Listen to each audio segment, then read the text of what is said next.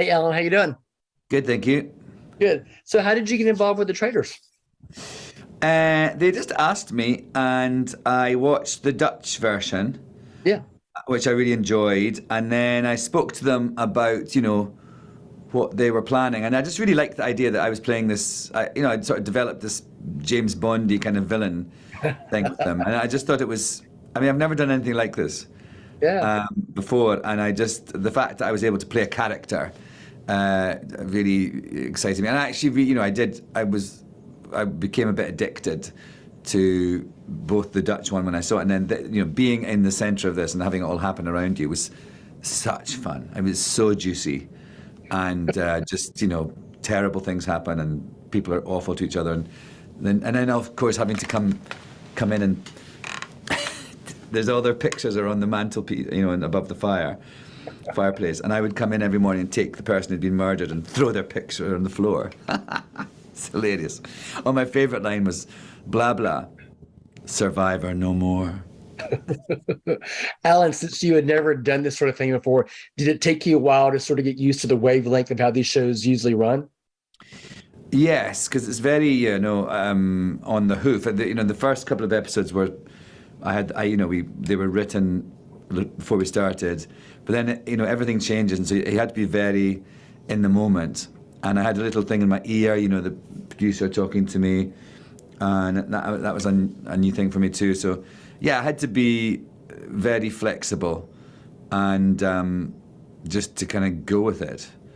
And I really, I really enjoyed it. It's unlike anything I've ever done, and it's sort of hard to describe what it was like. But it was like acting in a sort of an immersive piece of theatre. As soon as I left my room, I would be potentially on camera and dealing with the contestants.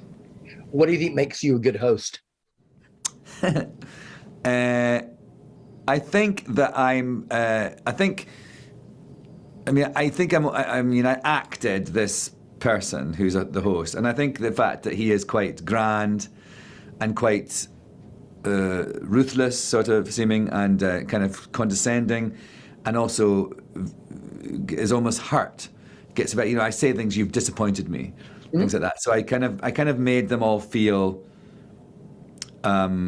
even more was at stake. I think maybe that's what I was good at. Okay. By being not me, not Alan, but being a version of myself that was sort of like a sort of, very well dressed school teacher. You mentioned the Dutch series a while ago. How does the American version differ from the Dutch series?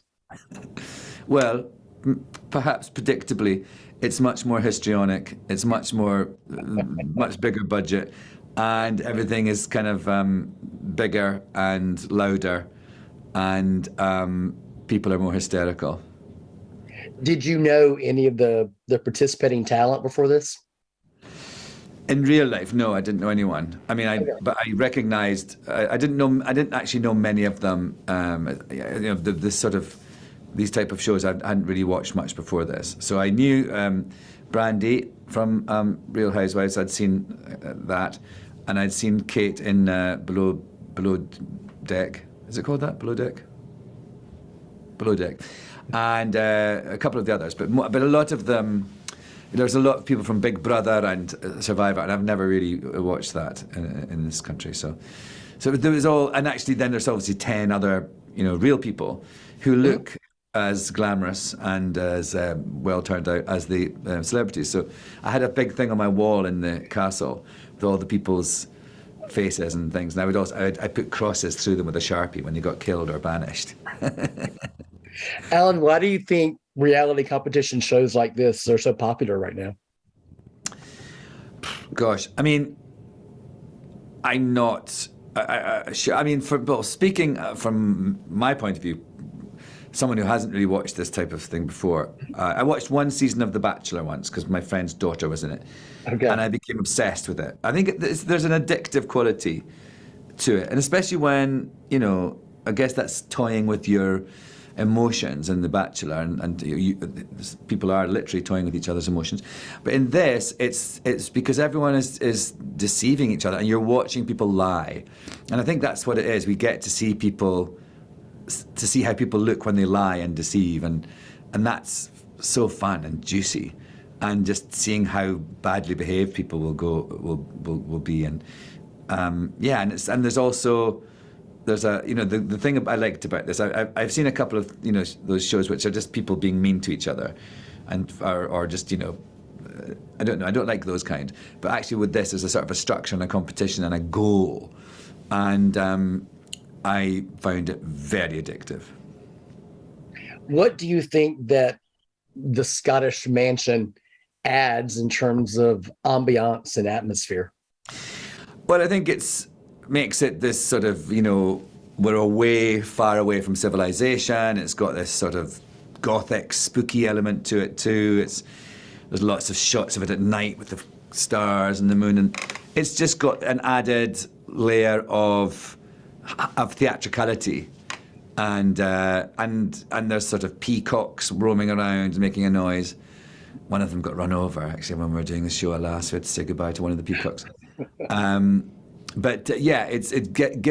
adds to the whole sort of campery of the thing. I think this is the campest thing I've ever been in, and I've been in some very camp things.